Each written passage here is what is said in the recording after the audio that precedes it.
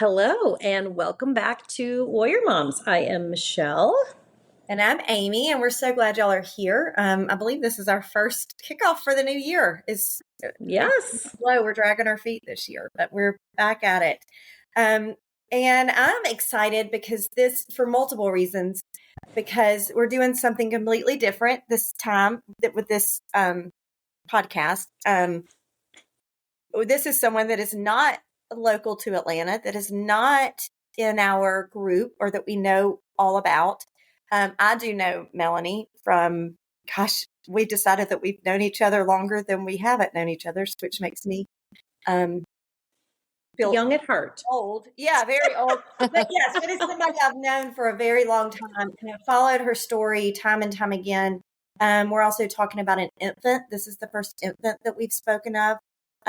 So I know that that's just that's a whole nother level of grief that, and loss that, that we personally haven't experienced or anyone in our group has. So I'm looking really forward to it. So this is Melanie Hall, and she is going to talk to us about her sweet baby boy, Bennett. So Melanie, tell us a little bit about yourself and all the fun things.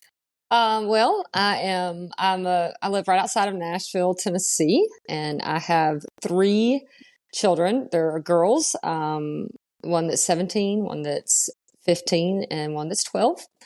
And we live here, and we moved here, I guess about 16 years ago. My husband's a local chiropractor in the area, and we moved here knowing nobody, and left all of my friends and family in Georgia, which is really hard. That's where I have 31 first cousins, and they're almost all still there except me. So, wow. Yeah. That is a big move. It was. But but now you're settled. So how long have you been in Nashville? We've been here about 15 years, almost 16, I guess. Yeah. Almost 16. So I've been here a long time. We moved here, my second born was 8 weeks old when we moved here. So I moved here with 2 babies, like a 17-month-old and an 8-week-old. Wow. No one. You depended on each other. Yes. Yeah. It started a business. So it was quite a move. My heavens. Wow. The Lord is the only thing that kept it was brutal. It was so brutal. And then so y'all moved there, and Kat and Presley. were little, and then you had a third child. Yeah. So Kat and Presley are 15 months apart, and so we moved here in Presley was 8 weeks. We moved here in July of 2009, and we were here about I guess 3 or 4 months, and we were pregnant again. And wow. Yeah. And when I think back on it, I just think I can remember how overwhelmed we were that we were pregnant again. Mm-hmm. And so a little bit about how we do. My husband is a chiropractor, and so Kat and Presley were born at home, so we're very natural minded. We had home births. We use midwives. So our midwives, obviously, that we'd used in the past were in Atlanta. So we had to do some research and some finding of help for this next baby that we were going to have at home, we hoped, and that was going to be 14 months younger than Presley. So then we would have had them like 15 months apart and then 14 months apart. Wow. Yes. Goodness sakes. Yes. So we were pregnant in the fall, and then Bennett was due August of 2010 was his actual due date. And we had, I always say kind of my, Jesus gives everybody their own cross to bear. And mine has always been in child birth and also in care and just carrying babies. I struggled with all of mine. They all had... I either bled or was on bed rest, or Kat was a 36-week baby. I mean, it was always hard. It was never easy.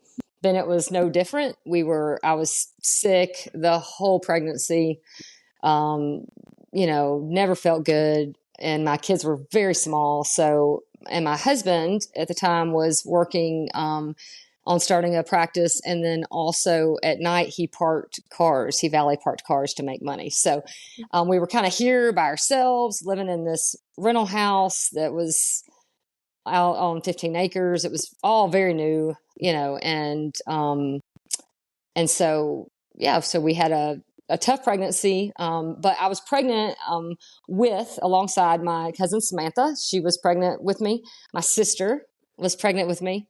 And my very best girlfriend, who lives in Western Canada, actually was also pregnant with me, as she and I were due a day apart. Oh my gosh. So as hard as it seemed, it was kind of fun. We were all pregnant together, talking about all the things and Uh-huh. So I had, when we got to just about, I guess, 20 weeks, I had a couple of midwife visits where they had come and I bled early in the pregnancy, which I do all of my pregnancies. And then, so they'd come at about 13 weeks and found the heartbeat. So we knew we were still pregnant. And then I was already feeling Bennett move. And, so I knew that we had a healthy pregnancy going. And then at about 20 weeks, I started to bleed. And so it was,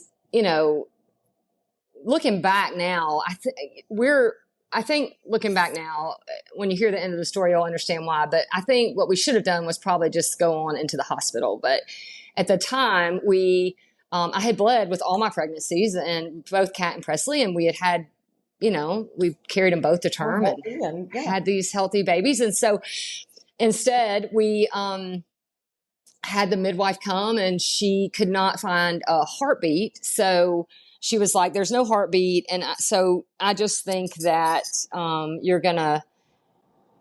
you just are going to basically just miscarry. And I'm not sure that that there would have been like how she described it was, she thinks that we had lost Bennett much earlier, and that I was just going to deliver just tissue, basically, what my body had not absorbed. And so she kind of stuck around with us, and we were like, okay, well, and I'm very mentally tough. I mean, I birthed my own kids at home. So I'm not, I kind of, so I'm just like, okay, well, this sucks, but we're going to just, we're going to do it. And I have 2 babies, and we called my mom. My mom came in town, and it's because we knew I was going to have to miscarry through the night. And so she came in town, and I was kind of mentally prepared to just, okay, we'll just move on. Yeah. And so I went into labor, and it lasted much longer than we thought. And when I realized I was going to have to push, I knew we were in big trouble. All of a sudden I was like, I can remember saying to Sean, I think this is a baby. I'm having to push, It's real. And yeah. And so, sure enough, he came feet first. And I said to Sean, there's feet. And when I realized there were feet, I was like, oh my goodness. This is not what I thought we were about to do, Mm-hmm. And so, he was on the phone with our midwife in Atlanta, and she was talking through it with him, and she's like, you're going to have to be super careful, make sure she doesn't hemorrhage, because now we realize we're by ourselves, and we realize we're not just miscarrying, this baby that's basically been absorbed. We're delivering a child. So, anyway, I delivered him. I delivered him. And when I delivered him, my placenta tore away. So it went from, oh, this is super traumatic, we just delivered this baby in this house, to I was hemorrhaging everywhere. So it went from Melanie. one emergency to the next emergency, it was terrifying, honestly. There were, we just weren't prepared. The midwife had just it wasn't her fault, but she just was misinformed, and it was very dangerous, honestly. Mm-hmm. Oh yeah. Cause your heart rate drops, and oxygen and all of those things. Mm-hmm. Yeah. When your mom had the girls separate, away, still there, sorry? away, the girls. Right. Yeah. So the girls are in the front room with my mom. Yeah. And so then I say to Sean, you're going to have to go wait, Mom, tell her we have to go to the hospital, obviously. Yeah. And drives me to the hospital, and I say to him, I say, "Where's the baby?" And he's like, "I have him. I have it in a towel." And he had just wrapped the baby up and taken the baby with us to the hospital. And so the hospital was very like emergent whistles and, doctors and a DNC. And it was complete and utter chaos. It was so much. I cannot, because I was in such bad shape by the time he got me there, So it went from worrying about the fact that we had delivered this baby to I'm trying not to bleed to death because I had two at home, Oh my gosh. Yeah. And how long did that go on? Like you said, it was an emergency, and I'm sure. Yeah. So we were there, and I can remember we probably got to the hospital. I don't know. I feel like it was probably close to 11 p.m. And I remember leaving at about 4 a.m. Like they did let us go home. Oh gosh. Which was a huge mistake because I ended up having to go back, but it was, yeah. So, and again, it was ridiculous. I mean, now the story is just mind blowing, but at the time we were just in shock, Yeah. You were taking it as you could. Moment, just like anything. I mean, yeah, it was a lot. So then I remember being in the hospital. I remember saying, to the nurse, she said, "Is there anything I can do for you?" And I said, "Can you tell me if the baby is a boy or a girl?" And she said, "Oh, sweetie, it's a little boy." And I was like, okay, and that's kind of where I was just kind of like, am I like, because I'm just sitting there, waiting to go to get a DNC. And so they did the DNC and we left and we drove home and, and had these two other babies. I was still nursing Presley at the time. She was only 10 months old. So my milk dried up immediately after the DNC. So then it became an issue of feeding this little person that's used to nursing all the time. And it was a really rough first few days. I felt terrible. You can imagine how bad I felt. Yeah. Oh my heavens! Blood loss, so you probably didn't have any energy. No, you didn't have any get up and go. Oh yeah, I was just exhausted. Yes. Yeah. So, how do you? Thinking back on those days, what were those first thoughts? Were you just focused on Presley and Kat? Were you like in more like? Did it take a while to start mourning Bennett? Like, how did that? Yeah, I think that for a couple of days, I was really just kind of on another planet. They'd given me like a lore tab at the hospital, which now we know I'm allergic to, and I just could barely walk. And I was kind of out, I wasn't really. You weren't there. And my mom was there, and my mom, my sweet mom went and like cleaned all the blood out of the car, and she did all the things a mom would, because you can't take a car in with blood in. They will not clean it. If it's more than a quarter worth of blood, you have to have a police report. So no one would help me clean my car. Oh my God. It was horrible. It was just like a nightmare.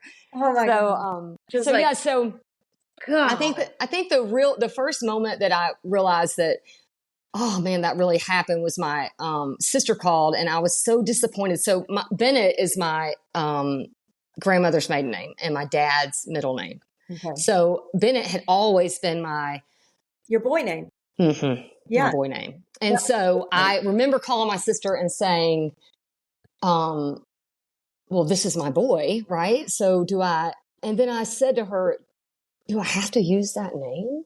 Like I was so just torn between, do I use it or do I not use it? Because we were called, like if it was a boy, that's who it was going to be. And he was William Bennett. William is William is Sean's brother. Brett is his first name. So it was after Sean's brother. And then in my family and my grandmother. And I just remember my sister saying, well, that's your boy. Oh, that's what you were going to. And I just remember being so mad about it. Just like, but she was right. But I was just like, oh no, like. Yeah. How are we at this stage? When yes. Do I really have to you don't bury my Bennett, Right. Yes. Oh my gosh. Yeah. So it was. He knew he needed a name. Yeah. And I was just like, then I'm trying to think of like another name. I mean, it was brutal. And then I felt so guilty. Oh, it was just so bad. The whole thing was all just, the emotions just just flying so around. bad. So I went through about a month, I think, where we really just were on another planet. Like it was I can just remember Sean just going to work and just, it was terrible. Just kind of pushing through each day. We had our babies were so little. I mean, Presley was 10 months old and Kat was, 2, and it was just like, it was a lot. And you can't just stay in bed, not even for, an hour. They need you. You can't. No, you got to get up and you got to feed them. And I realized real quick, my mom even said it to me. I realized real quick, and I think I said this to Amy when she asked me to do the podcast, that there's just not there's a lot of talk, I feel like, about people like early miscarriages, people having trouble getting pregnant and people miscarrying babies. Yes. But man, when you lose a baby, like a baby that was moving, then you get far enough along that you birth a baby that has died. Just not a lot. You don't know a lot of people that did that. You don't, there's not a lot of community for that. And I realized real quick, I was like, how come nobody, like, it was like, I felt like no one no one got it, and for me, even Sean, who's a fantastic dad, but even Sean was like, he had never even seen Bennett alive. So like, I was the only one who ever knew him alive. And it was so lonely. It was just the most lonely feeling. When you carry something in you like that, there is a connection that a father will never have. Mm-hmm. And it's not against them. Right. It's just, there is, like you said, he can't get it. Right. Yeah. There was just no way to explain it. And then, and so we had a couple of, I had no community here, really. We had not lived here long enough. And my sister didn't come because she had a baby. So then my sister, my cousin Samantha, had just delivered February 17th. So Bennett was born on March 4th. So on February 17th, Samantha had delivered a little girl. And then my sister delivered a little girl on April 20. She was too 6th. She was too far along. She was too far along and on bed rest. And then my best friend delivered a little boy on Bennett's due date. So then we just go through all these babies and all of this, and what it was, should have been, all those feelings. Yeah. And then they all feel bad, right? They don't want to celebrate. They don't want to talk about it. They're not telling me how they're feeling. Everybody feels, anybody that gets pregnant around me doesn't want to tell you they're pregnant. And then you feel like a real jerk because we want to celebrate these milestones with you. However, there's a real sadness to it, and there is, So, but you still want to be a part of it because you love them. Then you feel left out, right? You feel left out. So hello. Yeah, right. Exactly. So it was just a hard time. And I started a blog. I like to write, and I'd never written. And my husband just said, maybe you should write stuff down. So in May, we lost Bennett in March. And in May, I started writing, and I'm just going to read you this little piece of it, because this kind of like sums up, So, it says, I live in a city where we know no one, 250 miles from my family and friends. Oh, sorry. I know. From my sister and my mom. It says, I want my baby boy. I want to be pregnant. I want to have 3 seats in my car. I want to go and get him from where we buried him, bring him home, nurse him, snuggle him, love him. And I know that none of that's going to happen. And it makes me want to scream and cry and break things. And instead, I've decided to write. Am I going crazy? Maybe. Do I care? Nope. When you lose a child, you lose your mind. And when you have others to raise, you better go and find it. Mm-hmm. So, that kind of sums up where I was mentally. Will you read those last 2 lines together, Melanie? Those were so powerful. Oh my. It says, when you lose a child, you lose your mind. And when you have others to raise, you better go and find it. And that is, there's just like, no, I can't say anything more true than that. Like that's. Oh, yeah. And you ladies understand that. Yeah. It's like, you better get it together. You better get it together, because you got these small people are watching you. Yeah. Yeah, you've got to find a strength you did not know was possible. Mm-hmm. Yeah.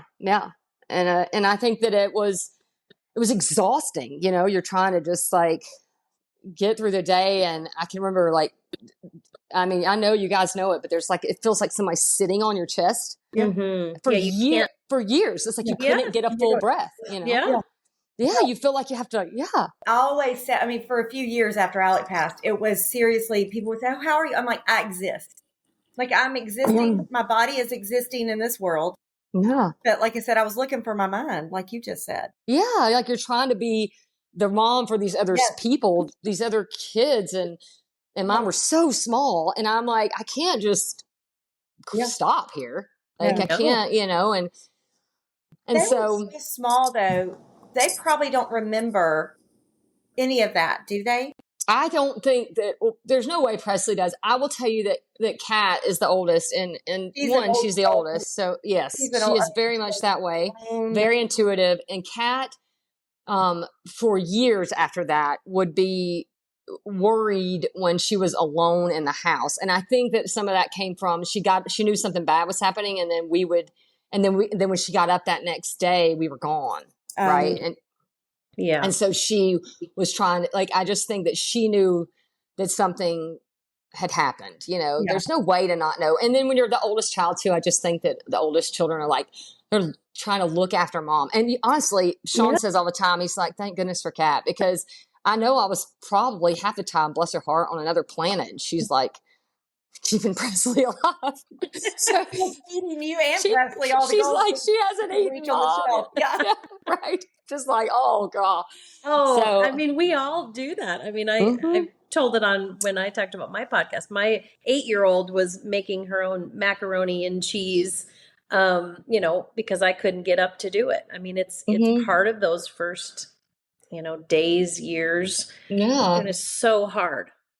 It is. It's exhausting. And I think, like I said, I do think that I've had a lot of people over the years reach out to me and that know people that have lost baby, or that maybe are like, hey, my friend, they just found out the baby has no heartbeat and she's going to have to deliver this baby. Would you be willing to talk to her on the phone? Yeah. Or, and I have had more than you would believe opportunities to kind of stand in a gap for a mom and say like, hey, here's what I wish I would have done. Here's how this is going to feel. Here's what they're going to tell you this is going to be like, but here's what it's really going to be like, and that's bit. I think that's huge. I'm grateful for that. I'm grateful for that opportunity. I'm grateful for, what it did, I think, to my faith, where I realized really quickly I'm a very, very involved mom. I homeschool the girls and I'm with them all the time. And I think it, in a lot of ways, it was a great opportunity for God to go, you don't decide, you don't get to decide. I decide. And that really came in handy 2 years later when we got pregnant with Josie, because Josie is my third, and Josie was a 24-week, what they call a micro preemie. She was a result of another abrupted placenta, so which is pretty common, I think, that if you abrupt once, you often can abrupt again. Also, life-threatening delivery, and she was in the NICU for 106 days, and for what you learned from Bennett was, where did you go and have that baby? We went to an emergency room that was like a maternal emergency room, where they always have a NICU team and an OBGYN team 24 hours a day on site. So when we started bleeding with Josie, we went straight there. Yeah. And so they were able to give her a chance. She was 24 weeks. They were like, we can't guarantee how she'll do, but we can, and so it was a really touch and go, hard 106 days. But I will tell you that it was, we were prepared for it. Ironically, we were like, okay, well, we've got this other baby now. We've got this other baby, and they've kept her alive. She was 24 weeks and Bennett was 20. So we were just 4 weeks past, and which is a lot. And, And we were like, she was the youngest gestationally at Centennial that even went home when we were there. So she's an absolute miracle. But I think even more than that, what Bennett had done with our faith and our trust and where we were willing to go with Josie in that, and just to kind of go, I remember the doctor saying to Sean, he was arguing with him about something. We argued with him the whole time that we were there. And he was arguing with him about something. And one of the doctors said, these babies only have a 50-50 chance of even being remotely normal, he says to him. Gosh. And Sean said, we've already buried one and we just want to take this one home. So how about you just do your job? Yeah. Yeah. Like we already didn't get to take one home. Right. We'll take her however you can give her to us. That's right. We'll love her no matter how she is. Yeah. Yeah. Yeah. And you mentioned your what a reality check, for that doctor too. Didn't he put his head in his sleeve? Yeah. I mean, I just think it was I just think that people, when you don't, they don't realize like, hey, look, we just want to have her. Like, you don't get to, you just do your job.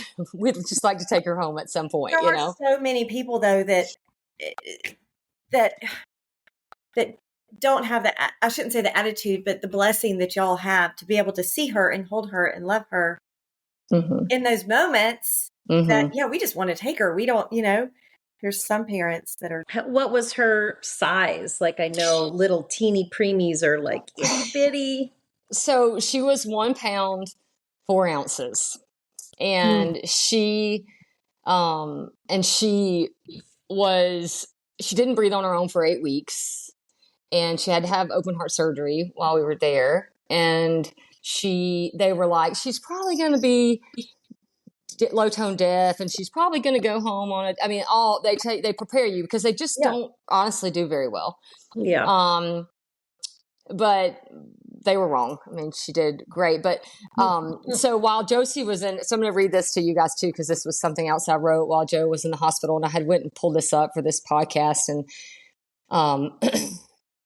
it says, so this is one night where they had called us. So 3 times while Josie was in the hospital, they called us and told us that she was probably not going to make it through the wow. night. So 3 different times where they were like, look, this is probably it. And in this particular night, both the girls were really sick at home. Oh my. And so I sent Sean to the hospital without me, because I was like, I mean, I can't, they're one of us burning up with fever. I can't leave them here. And my brother-in-law, when Josie was in the hospital, had come to stay with us and help us with the girls, which was a huge blessing. But I'm their mom. And so I, I wrote this the night that I sent Sean, and it says, so tonight, as my husband left and he prayed for our sweet girl and headed to see her, and I checked on the 2 running fevers asleep in their room, and then I hit my knees. I was all tapped out. There was nothing to say because he already knows what I want and what I need. So instead, I just cried with my head on the carpet until I felt enough relief in the pit of my stomach to get up again. There are no words for what is happening in my home. There are no words for the loss of our sweet boy. There are no words for parents who bury children. There is only Jesus. The only hope that any of us have who are fighting or who have lost their fight is in him. Beautiful, matchless Savior who lives in a kingdom where there is no death or pain or fear or sickness, a kingdom that is filled with the children that we miss, a kingdom that I will one day call my home, and I will hold my precious little boy who I am certain has his daddy's dimples. So tonight, as I sit and write and wait for the news about my sweet, tiny, beautiful miracle, I will cry out to him and beg him for peace in my heart and for breath in her lungs. And I know that without a doubt, he hears me, and he may not answer just the way I would like him to, or as quickly as I would like, but he is listening because he loves me and he loves her, and he made Josie hope, and she is here, and only by his hand, and for that I will praise him. And even though I'm a weak mess, I will find strength in him when I know it, when I need it, knowing that I can do all things through him who give me strength. So, oh my. So, it was and you know, we got to keep Josie. Josie's 12 and she's incredible. She's And 12 right now. Yeah, Oh and my she's a gosh. walking spitfire of a miracle. She is unbelievable, and everything they said And not about one her, issue that the doctors had said. they were completely wrong about all of it, you know. But I just remember, I can remember that night so vividly, and I just like got on the floor, and I was like, I've told my people this so many times. I'm like, I really believe in my heart that I laid on that floor and I said, you can have her if you want her, you know. Okay. Wow. I was Yeah. like, okay, you know what? Yeah. I'm still gonna bring the other two up to trust you and to love you and to do all the things that you're counting on me to do. And if you have to take her too, then just have her. And I promise you, there's like a piece of me that's just like, just me being willing to say that. It's almost like Jesus was like, all right, keep her. You know, Yeah, just like, yeah. You understand who's in control. yeah. You're Yeah. like, okay, you know what? I think I'm just gonna let you have her, you know, like, so, and he did, and we do, and we have these, three beautiful, talented girls, and they're Amy knows they're very successful country music band, and the name of their band is the Bennett Hall Band. They named it after their brother. And everything. Oh, I They forgot. You told me that, Amy. Yes. I forgot. Yes. So we have, I'm not kidding you.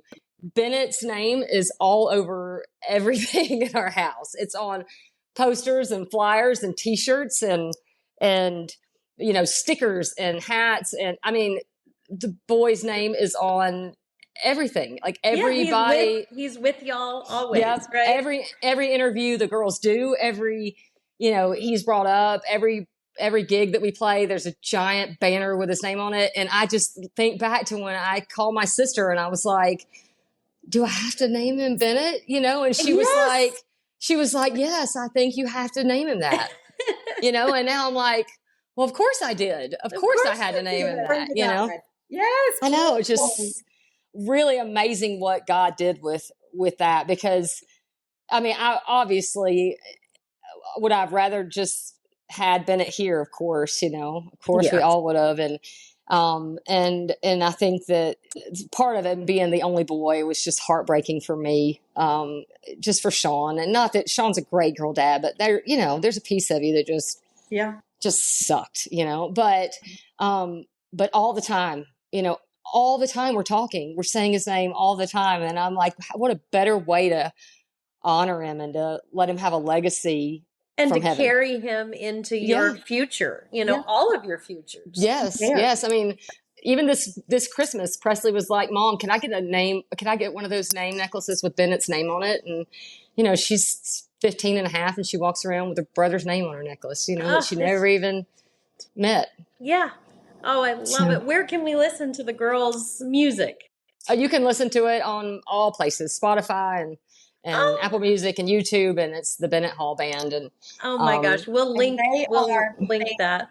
They've been since they were knee high to a grass. Oh yeah, they've always sang. It's really fun. We're having a big adventure with it. It's been great, but I just think that's to me. That's just the coolest thing. The way that turned out, and I, you know, like I said, I've been able to, you know, just talk to a lot of younger girls that have kind of been. I had somebody reach out to me that just happened to read the blog, and then somebody had turned them onto it, and she just reached out in the last 6 months, and she was like, I was just wondering, how were you pregnant again, and how did you handle your guilt about being excited about your next baby, basically. And I was able to help talk to her about it, you know. And what'd you say? What was your advice? That's what I was going to ask you. Well, I told her, you know, I was like, I just think that God, you just have to trust that God gives us the ones that he wants us to keep here on earth. And there's joy in birth, you know, there's joy in child raising, and it's hard and messy, but there's so many great things about it. And I don't think that God gifts you with a baby. There's so many moms that never get one, you know? Right. So it's like, I think you just have to really be grateful for the ones you have. And then at the same time, I think you're honoring the ones you lost by by being more grateful for the ones you've got to keep, you know? Yeah. Yes.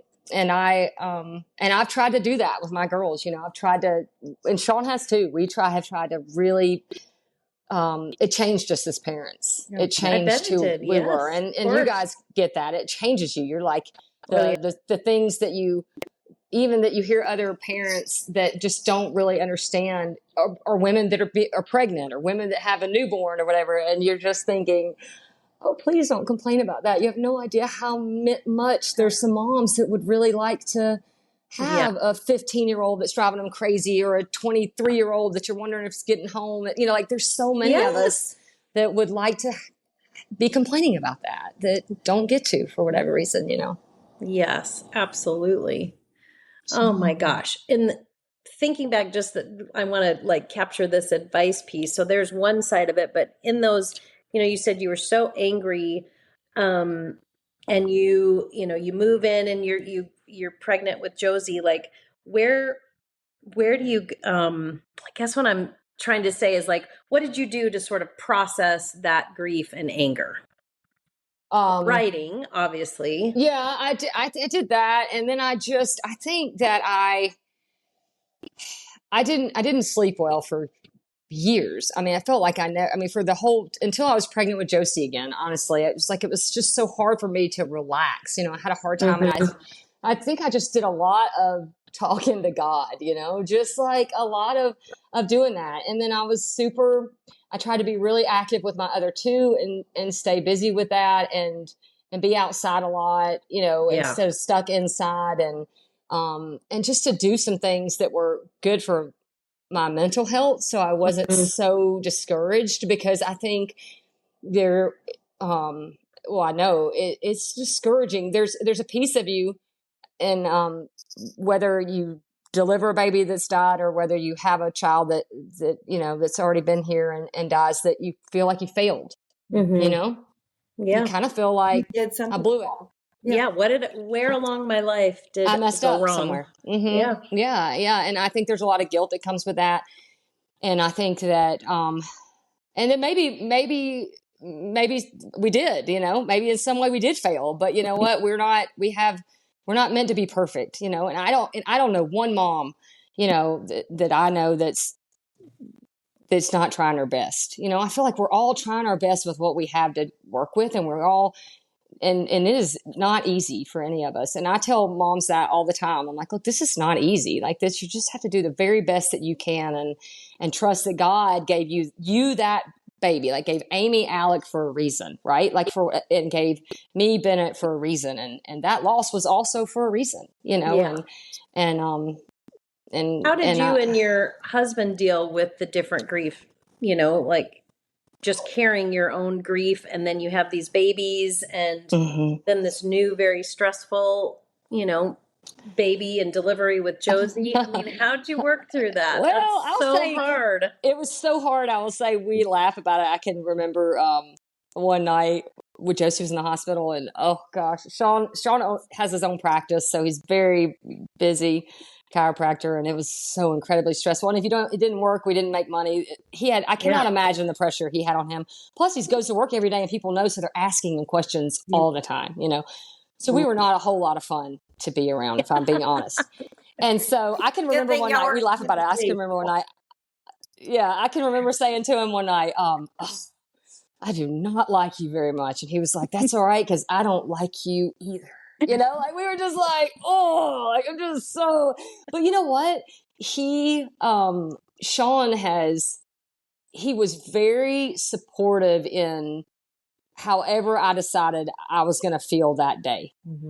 And I really appreciated that, because I think that just as a person and as a mom, I think a lot of times moms are just supposed to suck it up and keep moving forward. And there's like an expectation of that. And though I did do that, but like if he came home and I just started to cry, he was like, oh, a bad day, huh? You know, like he just was supportive of, and he always has been, and it'll still get to me. Like I'll still, every now and then and he's like, oh, are you thinking about our boy? And I'm like, I am. I'm just so, you know, I'm just, yes, mad.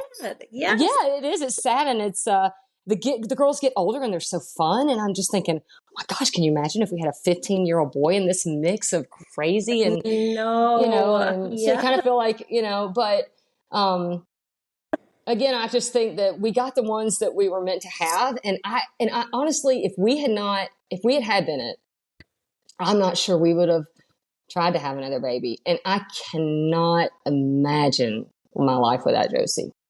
I cannot imagine. I just cannot. She is unbelievable. She is one of the coolest people in the whole world. And and what she did to our faith and what she did to and when she was in the hospital, we've had thousands. We had letters from all over the world come in for Joe. We had started this Facebook page and the people, testimony people would send us about what she did for their faith and how she, wow. it just changed her surviving and doing well changed so many people's lives. And I can't imagine it. Melanie's hashtag for her is, do you believe in miracles? Mm-hmm, she is a living, walking. Oh my God. Yeah. And so I just can't. Do you all still have, do you have your blog and your Facebook page? And we do. You do. Oh, wow. Well, we have her. We'll get all of that. We have her Facebook page, and then I have my blog still, and I send people. As a matter of fact, I just did this to another mom, but I send people. I have a mom that I'm friends with. She's fantastic, and she just can't get pregnant for it. She just cannot. She just keeps trying. And I sent her to my blog, and I was just like, you should just go.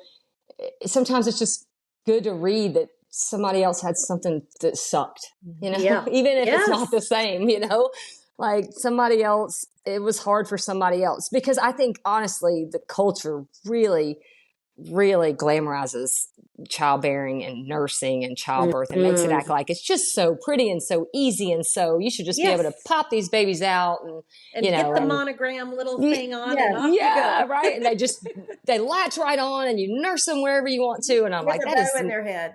Exactly.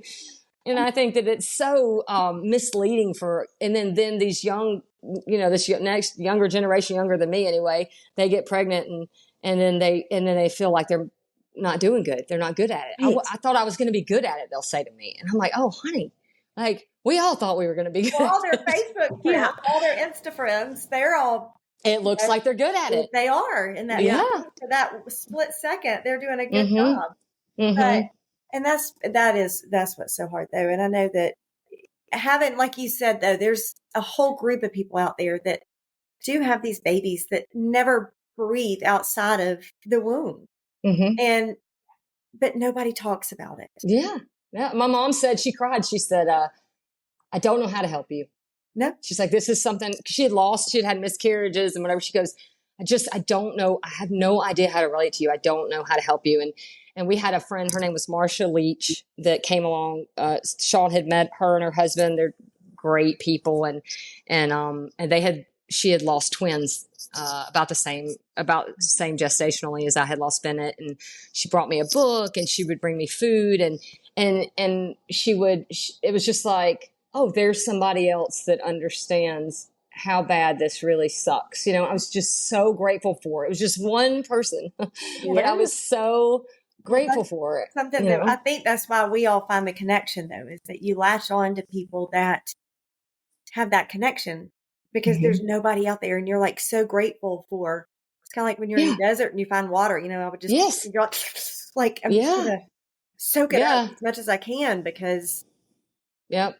I just don't think it's a community. It's just not my mom said that when her mom had lost a baby, I think she maybe twins actually, late like that. And she said they just didn't talk. Nobody talked about it. Yeah. Like he just kind of moved on to the next pregnancy kind of thing. And so she's like, I just don't know how to help you. And then my sister and Samantha and then Meg, and I can't imagine how bad they felt. They love me so much. And then they're like, oh, here's my new baby and it's just like, it was crappy. I felt terrible. I felt almost as bad for them as I did, cause I would have felt bad too. It was just brutal, all of it and nobody can fix it, Yeah. What, one of the last questions, just what what advice, like what did these, your mom and your sisters and these good people in your life, like what did they do that really did help? I think that what I tell people all the time, and I don't know that anyone, maybe my mom probably did best at this, that did as good at this as I would have liked. But I tell people, we can't pretend like these babies were not born. Yes. Like you have to stop acting like it didn't happen. Yeah. You got to go back and say, hey, I know it's Bennett's birthday, or like, you have to, especially early, like these moms, I'm like, pay attention. So I have these different moms where I know the anniversary when their baby was born that I've talked to, and I reach out to them on the anniversary, and I'm thinking of Charlie today. I just wanted you to know, or I'm thinking of Sully today. I just wanted you to know, because it's like, I think that the best thing you can do as a friend is to not say or not go, well, just be grateful for the babies you already have. Ooh, yeah. Like who came up with that? It's just like, or hey, at least you got to have a couple of babies. I mean, some people can't have any. It's like, no. This was a person. Mm-hmm. This was a person, right. And so I think that would probably be my best advice for somebody who's the favorite comeback for one of our moms about it. Try and remember it. Yeah. What's that, Amy? Sorry. For one of our moms is, I said one of the favorite comebacks for one of our moms. They're like, oh, well, at least you have other children. They're like, oh, really? Well, which one would you like to get rid of? Like, can y'all not hear me at all? Yeah, right. I can hear you. Yes, you were freezing just for a minute there. That's why we're catching up, but we got you. Okay. Oh my gosh. Well, thank you so much, Melanie. We appreciate, and I want to link all of your blog and your Facebook page, and the kids, the name of the band, so that listeners can find all of that amazing things. I'm still so struck by that line about losing your mind and you just have to go find it, and there just is so much intention in what you wrote there, and it just like cuts me so deeply, because I know how hard that was for you, not only to type it but to just really live that, and I just thank you for sharing your journey and your faith, and it's beautiful and sad, and I'll remember Bennett's story for sure. Well, thank you for having me. I really appreciate both of you having me and let me be part of this awesome podcast that I think is a great support system for moms that need it. The world needs to know Bennett and you, yes. And your story, and it is truly one of great grace. And so thank you. For sure. Thanks, Libby. Yeah, I will send you the links of those things. Great. Well, we appreciate it. All right. Well, it was so nice to meet you. Thanks. Nice to meet you too. To listen to the Bennett band. Yeah. Thank you so much. Y'all have a great night. All right. Bye. All right. Bye, people. Bye. Talk to y'all next time.